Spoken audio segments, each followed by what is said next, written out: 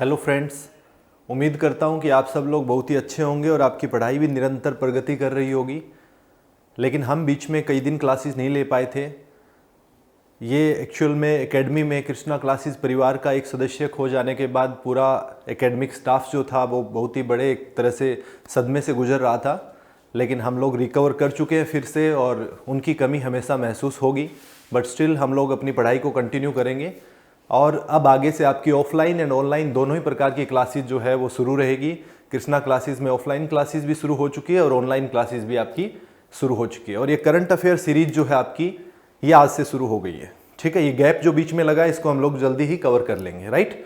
Then जो आपकी हरियाणा की करंट अफेयर्स की क्लास है वो भी बहुत जल्दी शुरू हो जाएगी। बहुत जल्दी मीन आने वाले कुछ ही दिनों के अंदर वो भी जल्दी ही आपके सामने पेश की जाएगी। ठीक है, तो आज की क्लास हम लोग शुरू करते हैं। आज हम लोग जो करंट अफेयर सीरीज जिसमें महत्वपूर्ण क्वेश्चंस कर रहे थे हम लोग इंडिया करंट अफेयर्स के, उनको देखते हैं। तो पहला क्वेश्चन आपके सामने, फर्स्ट क्वेश्चन है, टाइटन कंपनी ने हाल ही में किस बैंक के साथ मिलकर भारत की पहली संपर्क रहित यानी कॉन्टैक्टलेस पेमेंट घड़ी लॉन्च की है। देख लीजिएगा आप लोग, पेमेंट करने के अलग अलग तरीके थे। जैसे कि आप लोग डेबिट कार्ड, क्रेडिट कार्ड से पेमेंट कर रहे थे, उसके बाद आप लोग जो है पेटीएम हो गया, गूगल पे हो गया, फोन पे हो गया, नेट बैंकिंग हो गया। There are so many methods. हमारे पास बहुत सारे तरीके थे पेमेंट करने के। लेकिन अभी क्या हुआ है, कॉन्टैक्टलेस यानी कॉन्टैक्टलेस पेमेंट कर पाएंगे आप लोग। ठीक है, कॉन्टैक्टलेस पेमेंट, कॉन्टैक्टलेस पेमेंट। और ये एक नया तरीका जो है खोजा है, और किस टाइटन कंपनी ने किसके साथ मिलकर ये कर रही है, ये बात आपसे पूछा गया है। तो बताइएगा, एसबीआई, पीएनबी, एचडीएफसी और बीओबी, बैंक ऑफ बड़ौदा, किसके साथ? इसको है क्या ये चीज, इसको भी हम लोग समझेंगे। पहले इसमें से आंसर दीजिएगा कौन सा करेक्ट आंसर है। तो एसबीआई योनो जो है आपको पता होगा, एसबीआई का योनो ऐप भी है। तो एसबीआई के साथ मिलकर जो है टाइटन कंपनी ने घड़ी लॉन्च की है जिसके अंदर कॉन्टैक्टलेस पेमेंट हो पाएगी। क्या है, कैसे होती है कॉन्टैक्टलेस पेमेंट? एक्चुअल में इस टेक्नोलॉजी को बोलते हैं टैप एंड पे, टैप एंड पे टेक्नोलॉजी। कैसे काम करती है देखते हैं। टैप एंड पे टेक्नोलॉजी क्या है, जैसे आप लोग पोस्ट मशीन होती है, पॉइंट ऑफ सेल मशीन्स होती है, जिसके अंदर आप अपना डेबिट कार्ड लगाते थे पहले, और उसके बाद जो है वो आपकी पेमेंट होती थी, आप पिन लगाते थे। लेकिन अभी क्या होगा, जैसे ये पोस्ट मशीन आपकी, उस पर आप इस प्रकार से आपकी वॉच को टैप करोगे, जैसे टैप होगा तो पेमेंट आपका कट जाएगा। ठीक है, ये 2000 तक की पेमेंट के लिए वैलिड होगा, 2000 तक की मैक्सिमम जो है इससे आप पेमेंट कर पाएंगे। तो ये अपने आप में एक बहुत बड़ा काम है आई थिंक। तो 2000 तक की पेमेंट जो है आप इस वॉच के द्वारा, टाइटन पे घड़ी के द्वारा जो है कर सकते हैं। इसमें चिप लगी होती है जो कि आपकी इंफॉर्मेशन को जो है उनके बीच में जो है एक्सचेंज हो जाती है विद इन सेकेंड्स। ये एक्चुअल में जिस पर काम करती है वो है एनएफसी, नियर फील्ड कम्युनिकेशन जो सिद्धांत है उस पर काम करती है। ये जो कॉन्टैक्टलेस वॉच है वो किस पर काम कर रही है? नियर फील्ड कम्युनिकेशन, इस पे काम करती है। ठीक है, इसमें क्या होगा, 5 सेंटीमीटर की डिस्टेंस से ही जो है कैच कर लेगी पूरी की पूरी इंफॉर्मेशन को, राइट। तो इसके अंदर, घड़ी के अंदर चिप लगा होता है, तो उसके थ्रू जो है, जैसे आप पॉइंट ऑफ सेल मशीन पे इस प्रकार से आपकी वॉच को टैप करोगे लाइक दैट, तो टैप करते ही जो आपका पेमेंट कट जाएगा, राइट। तो ये अपने आप में एक बहुत अच्छी शुरुआत है जो कि किसके द्वारा की गई है? टाइटन पे, राइट। तो ध्यान रखना, इंपॉर्टेंट क्वेश्चन आने वाले सभी एग्जाम्स के लिए। एसबीआई योनो के साथ मिलकर जो है ये कॉन्टैक्टलेस घड़ी हो गई है, हैसल फ्री, कॉन्टैक्टलेस, बिना रुकावट के, विद इन सेकेंड्स आप काम करो और आगे बढ़ो, पिन लगाओ, ये करो, नाटकबाजी कुछ करने की जरूरत नहीं है। तो इट्स वेरी इजी और बहुत ही फास्ट भी है। ठीक है, तो फास्ट हो गया और हैसल फ्री प्रोग्राम है एक तरह से अपने आप में, तो बहुत अच्छा है, राइट। तो इसका करेक्ट आंसर कौन सा लगा दूं इस पे निशान? ए इसका करेक्ट आंसर हो जाएगा, एसबीआई, राइट। नेक्स्ट क्वेश्चन आपका, human cost of disasters, human cost of disasters an overview of the last 20 years. पूरी स्टेटमेंट को ध्यान से पढ़ना है। An overview of the last 20 years, 2000 से 2019। रिपोर्ट के अनुसार वैश्विक वर्षा आधारित कृषि का कितना प्रतिशत आपदा जोखिम का सामना कर रहा है? इस रिपोर्ट के अनुसार जो है कितना प्रतिशत जो है वैश्विक वर्षा आधारित क्षेत्र, कृषि क्षेत्र जो है वो आपदा जोखिम यानी डिजास्टर का सामना कर रहा है, आपदा का सामना कर रहा है, ये बात आपसे पूछी गई है।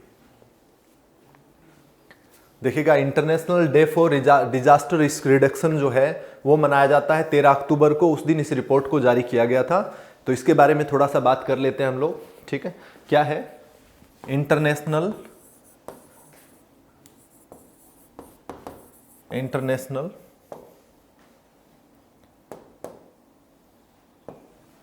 डे फॉर डिजास्टर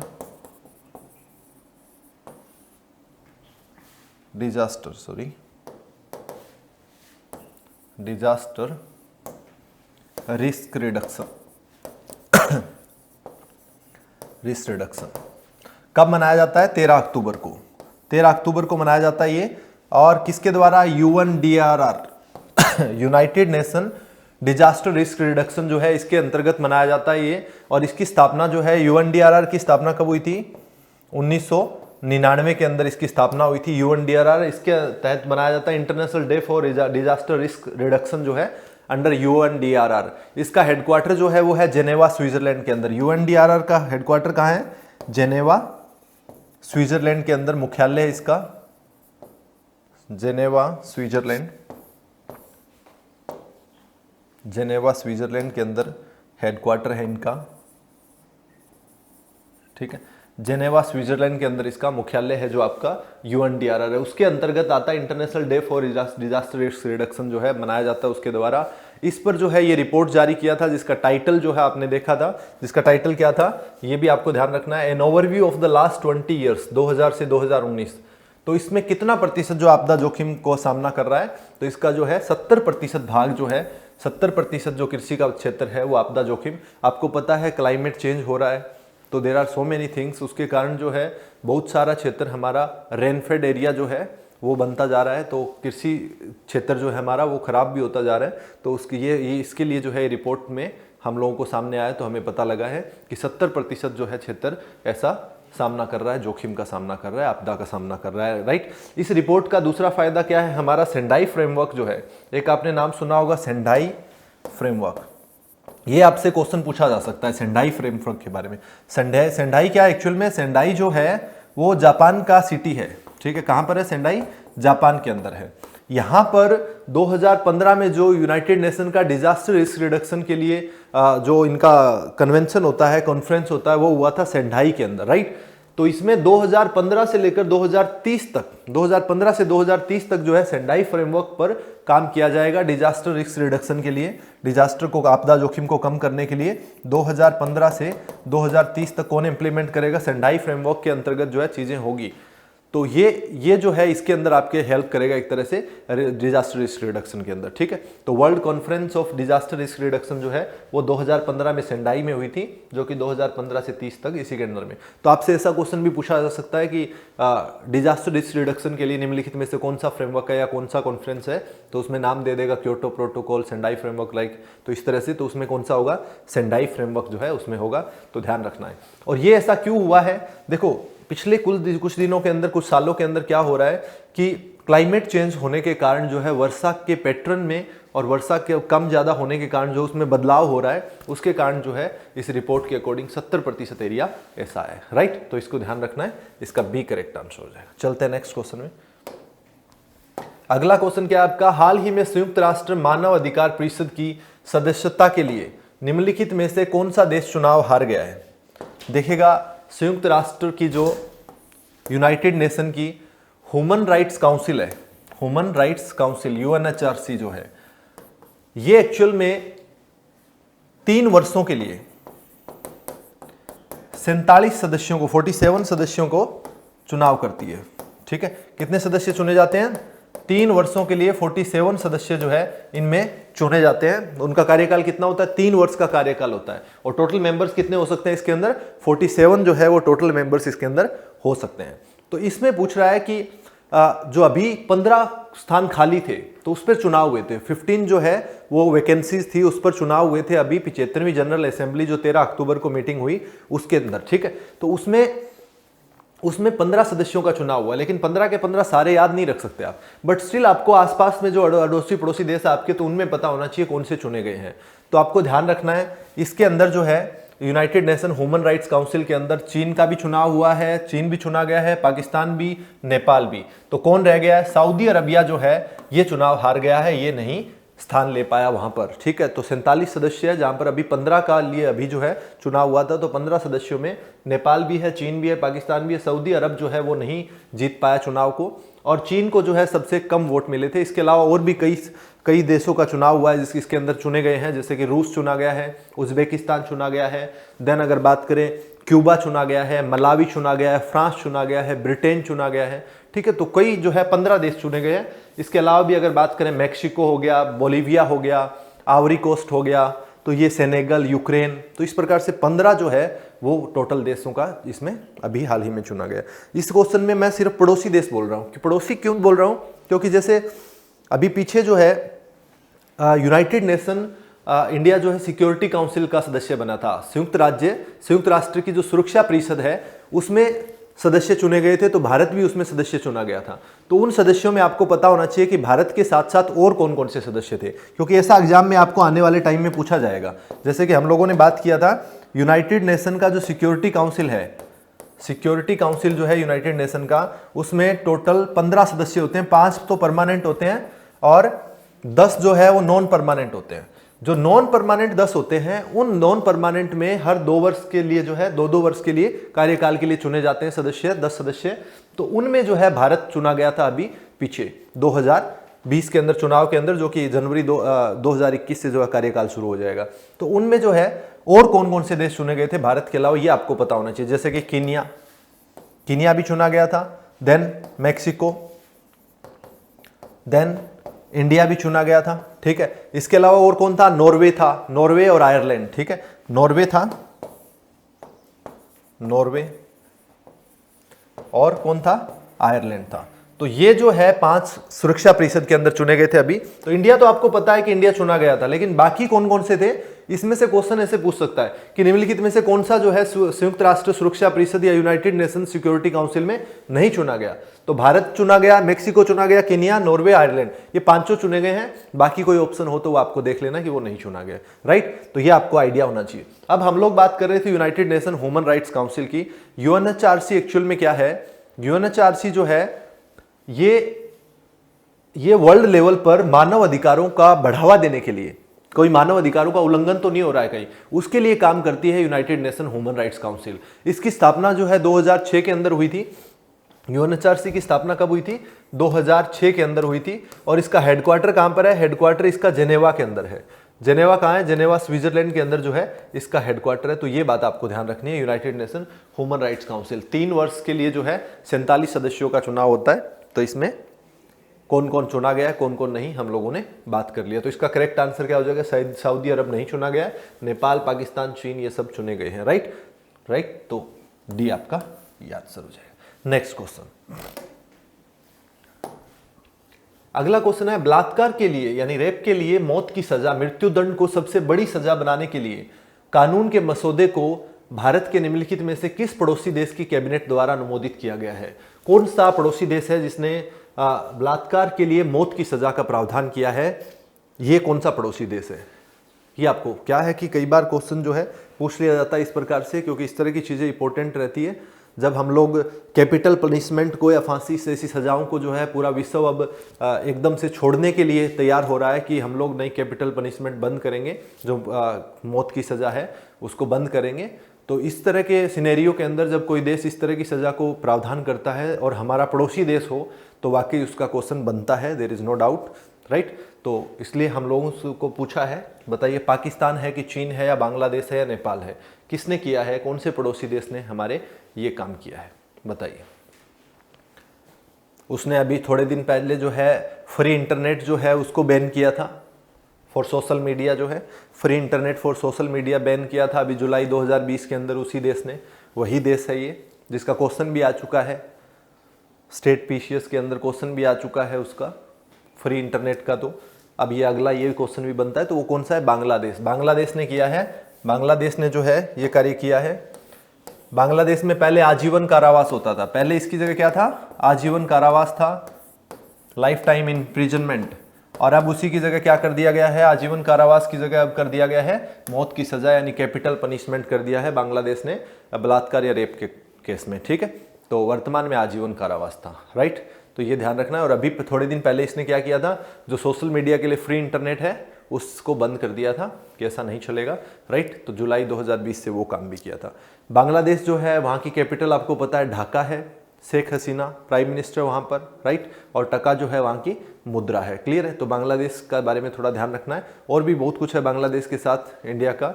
जूट के उत्पादन में अगर बात करें तो जूट के उत्पादन में हमारा वेस्ट बंगाल वाला क्षेत्र जो है काफ़ी जूट के उत्पादन करता है, लेकिन बांग्लादेश भी जो है जूट का बहुत उत्पादन करता है। भारत जूट के उत्पादन में विश्व में प्रथम स्थान पर है, लेकिन जूट के एक्सपोर्ट की अगर बात करें तो जूट के निर्यात में जो है बांग्लादेश टॉप पर है। तो इस तरह से जो बांग्लादेश जो है जूट के मामले में काफ़ी आगे है। देन अगर बात करें तीस्ता नदी जो है, तीस्ता नदी समझौता जो है बांग्लादेश और भारत के बीच में है। तो इस तरह से तीस्ता नदी जो है आगे चलकर बांग्लादेश में ब्रह्मपुत्र नदी के अंदर ही मिल जाती है, राइट। तो ये कुछ एक चीज़ें आपको पता होनी चाहिए।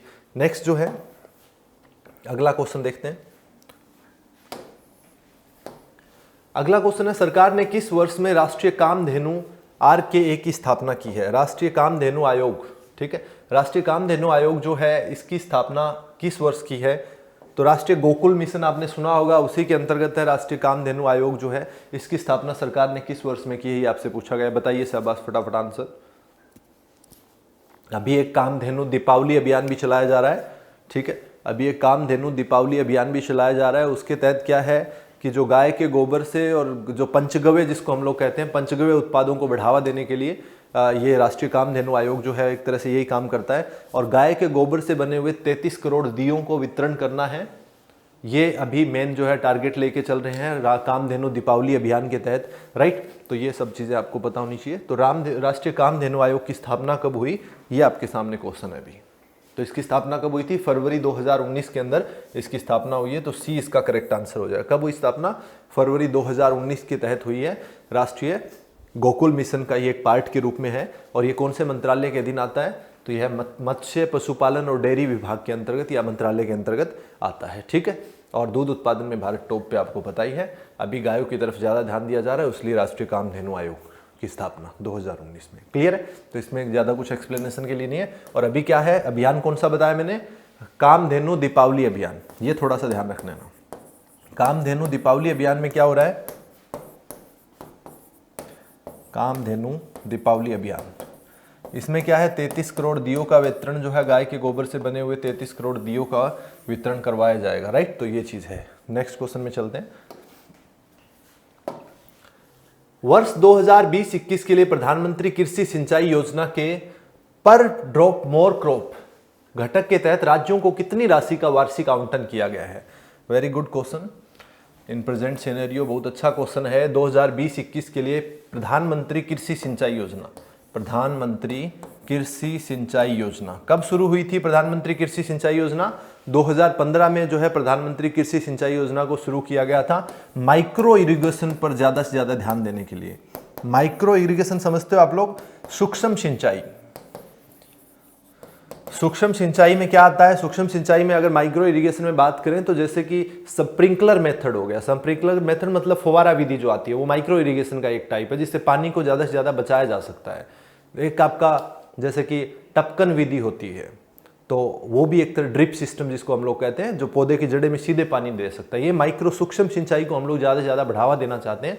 इसीलिए हम लोगों ने एक प्रधानमंत्री कृषि सिंचाई योजना चलाई, जिसके अंदर टैगलाइन क्या था, पर ड्रॉप मोर क्रॉप, यानी एवरी ड्रॉप ज़्यादा से ज़्यादा हम लोगों को फसल लेनी है, मोर क्रॉप। ये टैगलाइन देने में हमारे प्राइम मिनिस्टर बहुत ही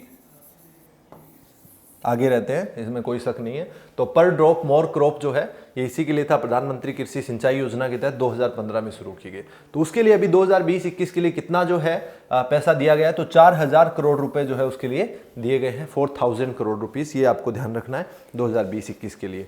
और 2015 में हमारे सिंचाई की अगर बात करें तो सिंचाई के साधन आपको पता होगा, नल और आपके नलकूप हो गए, ठीक है, वेल एंड ट्यूबवेल्स हो गए, ठीक है, कुएं हो गए, इससे सिंचाई होती है। देन हमारे कैनाल इरिगेशन होती है, नहरों से सिंचाई होती है। और फिर हमारा माइक्रो इरिगेशन जो है, और फिर टैंक इरिगेशन भी होती है। जो साउथ इंडियन स्टेट्स है कई, वहाँ पर टैंक इरिगेशन, तालाब से सिंचाई भी होती है।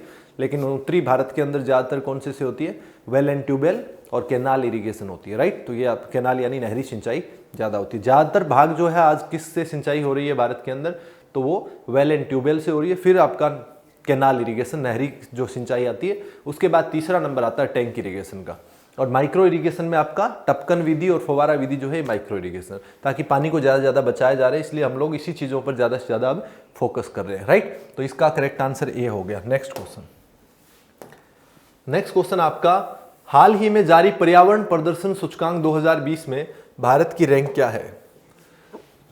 पर्यावरण प्रदर्शन सूचकांक 2020 में भारत को क्या रैंक मिला है, ये आपसे क्वेश्चन किया गया है। बताइए इसका करेक्ट आंसर क्या होगा।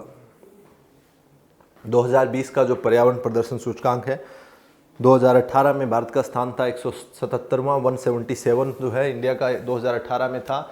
ये एक्चुअल में येल यूनिवर्सिटी और कोलंबिया यूनिवर्सिटी जो है, दोनों मिलकर करती है। येल एंड कोलंबिया यूनिवर्सिटी जो है, Yale university and Columbia university दोनों मिलकर जो है इस सूचकांक को जारी किया है, ठीक है।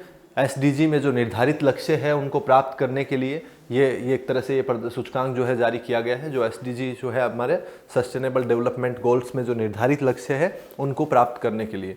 तो इसमें इंडिया को 2020 में मिला है 168वां स्थान, ठीक है। भारत को कौन सा स्थान मिला है, 168 आउट ऑफ 180, 180 में से 168वां स्थान मिला है भारत को इसके अंदर।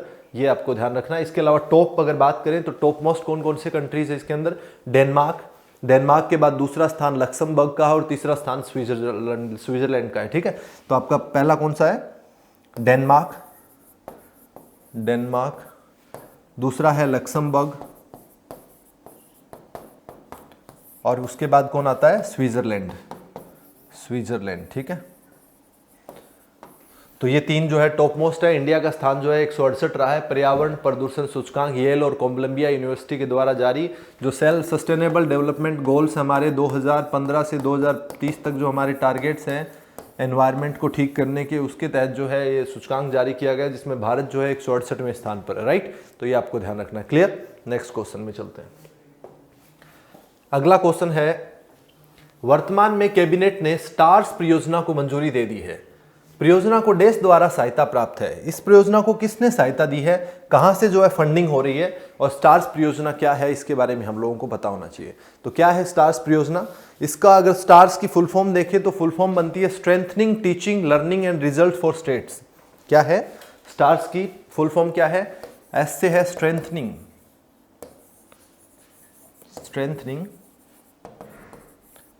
टीचिंग लर्निंग एंड रिजल्ट्स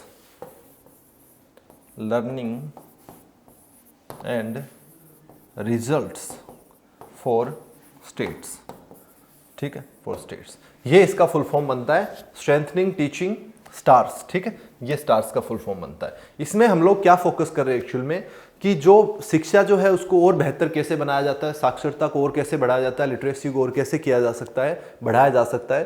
तो इसके लिए जो है हम लोग ये परियोजना लागू कर रहे हैं। इसको इनिशियली 6 स्टेट्स के अंदर लागू किया जा रहा है और विश्व बैंक की सहायता से लागू किया जा रहा है। तो आपको क्या पता होना चाहिए कि कौन कौन से स्टेट्स में इसको लागू किया जा रहा है और किसकी सहायता से। तो आंसर है विश्व बैंक या वर्ल्ड बैंक की सहायता से। तो इसका करेक्ट आंसर क्या हो जाएगा, वर्ल्ड बैंक। अब 6 स्टेट कौन कौन से जिसमें लागू किया जा रहा है इसको, तो ये आपका हिमाचल प्रदेश, ठीक है, हिमाचल प्रदेश है। देन आपका मध्य प्रदेश है, ठीक है। तो हिमाचल प्रदेश हो गया, मध्य प्रदेश हो गया, महाराष्ट्र हो गया, ठीक है, महाराष्ट्र हो गया। देन आपका राजस्थान हो गया, इसके अलावा केरला हो गया, ठीक है। तो इन सभी स्टेट्स के अंदर जो है, इसके अलावा एक आपका उड़ीसा के अंदर भी इसको लागू किया गया है। तो ये 6 राज्य हैं जिनके अंदर इनिशियल लेवल पे इस परियोजना को लागू किया जाएगा, राइट। तो उड़ीसा हो गया, देन आपका हिमाचल प्रदेश, राजस्थान, मध्य प्रदेश, महाराष्ट्र और केरला, राइट। सहयोग किसका है, वर्ल्ड बैंक। और वर्ल्ड बैंक की बात करें तो वर्ल्ड बैंक की स्थापना कब हुई थी, 1944। हेडक्वार्टर कहां पर है, वाशिंगटन डीसी, ठीक है। और इसका अध्यक्ष कौन है भी, डेविड मालपास जो है वो इसका अध्यक्ष है। डेविड मालपास जो है वो इसके अध्यक्ष है। इसके 189 के आसपास सदस्य है, राइट। तो ये आपको ध्यान रखना है। क्लियर है। सो नेक्स्ट क्वेश्चन, इसका करेक्ट आंसर क्या हो गया था? सी हो गया। अब नेक्स्ट क्वेश्चन क्या है, अगला क्वेश्चन देखते हैं। अगला क्वेश्चन है, जया जेटली की अध्यक्षता में टास्क फोर्स का गठन किया गया है, किस मंत्रालय के द्वारा यह गठन किया गया है? किसकी अध्यक्षता में किया गया? देखो ऐसा क्वेश्चन, सिंपल क्वेश्चन पूछा जाता है कि निम्नलिखित में से ये टास्क फोर्स जो है किस मंत्रालय के द्वारा की गई है या किसकी अध्यक्षता में ये टास्क फोर्स की गई, तो इस प्रकार से क्वेश्चन पूछा जाता है। तो जया जेटली के द्वारा, जया जेटली की अध्यक्षता में किया गया है, एक महिला की अध्यक्षता में ये टास्क फोर्स का गठन किया गया है। तो किस मंत्रालय ने किया है ये? शहरी विकास, पेयजल, समाज कल्याण और महिला एवं बाल विकास। थोड़ा सा मैं हिंट दे देता हूं, क्या पता फिर आप लोग बता दें। ये एक्चुअल में किस लिए है, पर्पज बता देता हूं।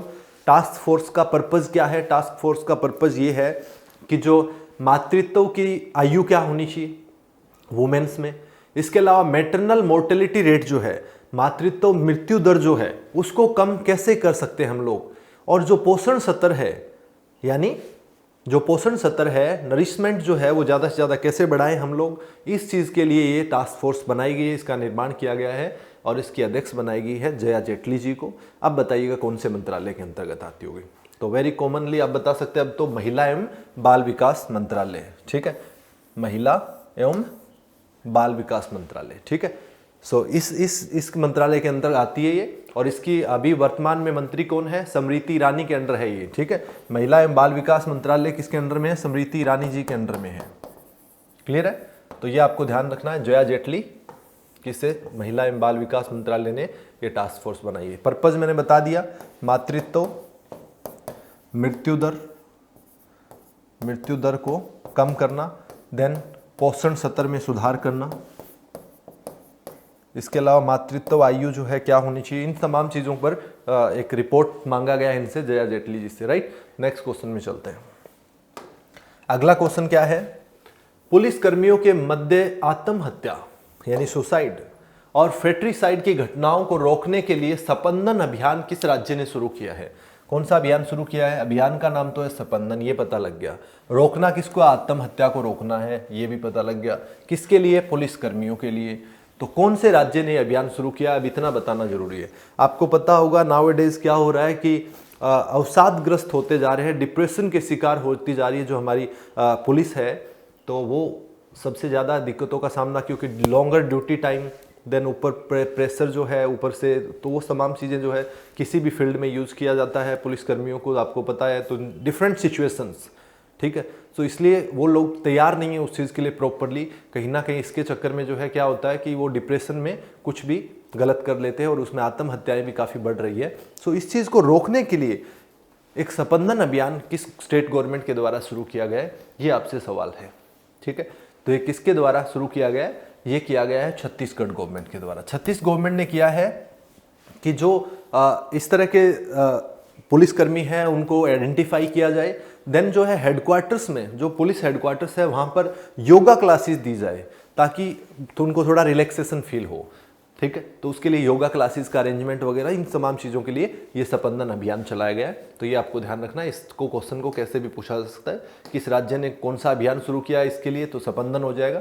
तो इस प्रकार से आपसे क्वेश्चन हो सकता है। देन छत्तीसगढ़ की बात आ रही है, तो छत्तीसगढ़ की गवर्नर कौन है, अभी राज्यपाल कौन है? अनुसुईया उइके है, और भूपेश बघेल जो है वहाँ पर चीफ मिनिस्टर है। मुख्यमंत्री कौन है? भूपेश बघेल है। इसके अलावा कैपिटल क्या है? कैपिटल आप लोग बताइए कमेंट के अंदर फटाफट से, क्या है कमेंट में बताओ जल्दी से। और इसके अलावा आपका 2000 के अंदर जो है 2000 में इसका इस्टेब्लिशमेंट हुआ था छत्तीसगढ़ का, मध्य प्रदेश से अलग होकर बना था। इसके अलावा भिलाई स्टील प्लांट जो है छत्तीसगढ़ में वेरी वेरी फेमस, भिलाई जो इस्पात उद्योग है वो भी छत्तीसगढ़ के अंदर। तो इस प्रकार से कुछ एक चीज़ें आपको एडअप कर लेनी है, राइट। तो Chhattisgarh.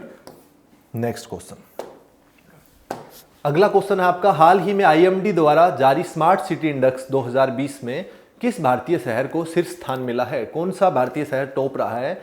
IMD institute of management and आपका institute of management and development, right. IMD जो है क्या है? Institute of management and development जो है, इसने स्मार्ट सिटी इंडेक्स जारी किया है। कौन सा इंडेक्स है? Smart city index 2020। इसमें कौन सा भारत का शहर शीर्ष स्थान पर है? एक्चुअल में किस चीज के लिए है ये पहले तो ये पता होना चाहिए।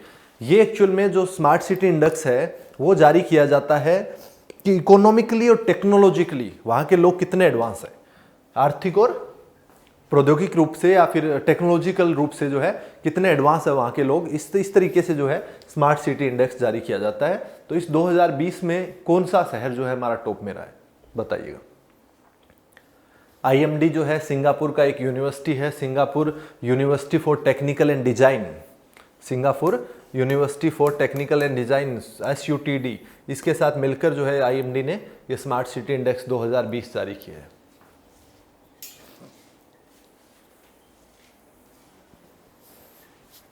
तो भारत का कौन सा शहर जो है इसमें टॉप पे है? तो देखिएगा, टॉप का मतलब ये नहीं है कि इंडिया का फर्स्ट नंबर पे, सेकंड नंबर पे, हमारा नंबर बहुत पीछे है।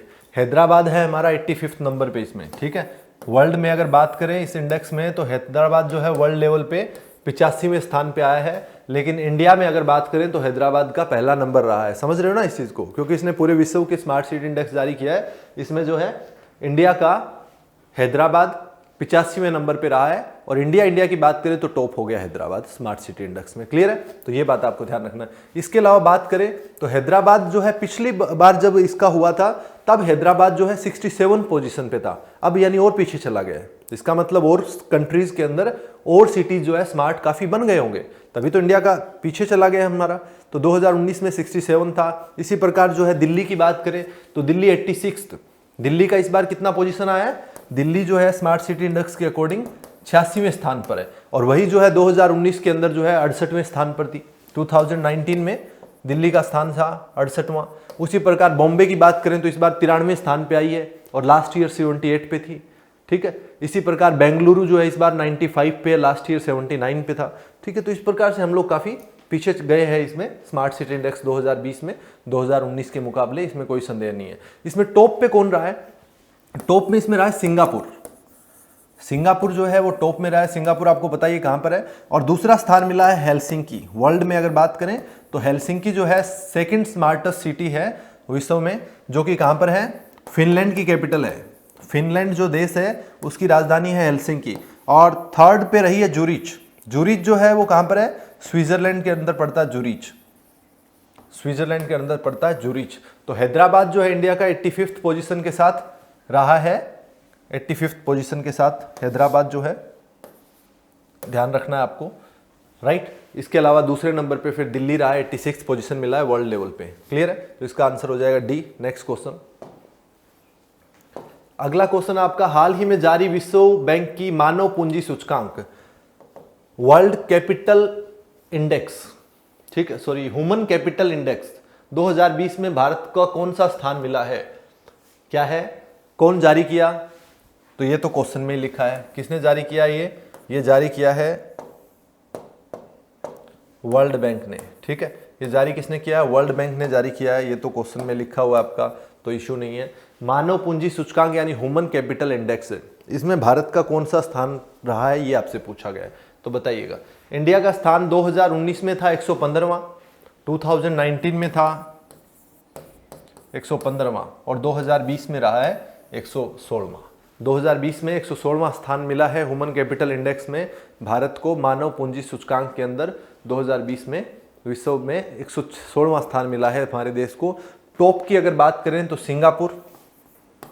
सिंगापुर जो है इसमें सबसे पहले स्थान पर रहा है ह्यूमन कैपिटल या मानव पूंजी सूचकांक के अंदर, और दूसरा स्थान जो है वो हांगकांग का है। हांगकांग जो है वो सेकंड नंबर पे है, दूसरे स्थान पर है, और थर्ड नंबर पे जो है आप लोगों को इतना जाने की आवश्यकता नहीं है। वैसे जापान जो है वो तीसरे स्थान पर है। क्लियर? तो भारत का मानव पूंजी सूचकांक में कौन सा रहा है? 116वां स्थान रहा है, करेक्ट। तो ये आपको ध्यान रखना है, सीधा क्वेश्चन है, इसमें कुछ ज्यादा एक्सप्लेनेशन की जरूरत नहीं है। वर्ल्ड बैंक का नाम आया तो वर्ल्ड बैंक के बारे में आपको पता ही है। वर्ल्ड बैंक जो है कब हुई थी स्थापना? 1944 के अंदर। हेडक्वार्टर वाशिंगटन DC, ठीक है। और अध्यक्ष कौन है? David Malpass. डेविड मालपास जो है वो अध्यक्ष है इसके। तो ये तमाम चीजें आपको पता होनी चाहिए, राइट। तो इसी के साथ जो है आज के क्वेश्चन से इतने ही थे जो कि समाप्त हो गए हैं। बाकी अगले क्वेश्चंस के साथ अगली क्लास में मिलेंगे। तब तक फिर से वही चीज़ें हैं जो पीछे हो रखा है। अब तक तो आप लोग रिवाइज कर भी चुके होंगे, क्योंकि बीच में आपको थोड़ा गैप मिल गया था। सो आप रिवाइज कर चुके हो, आगे आगे साथ में चलते जाओ और अपने नोट्स अपडेट करते जाओ, ठीक है। और मैक्सिमम क्वेश्चन प्रैक्टिस करना भी साथ ही साथ शुरू कर दो, ठीक है। तो इसी के साथ जो है आज की क्लास यहीं पर समाप्त करते हैं और मिलते हैं अगली क्लास में। तब तक पढ़ते रहिएगा। Thank you so much, bye bye.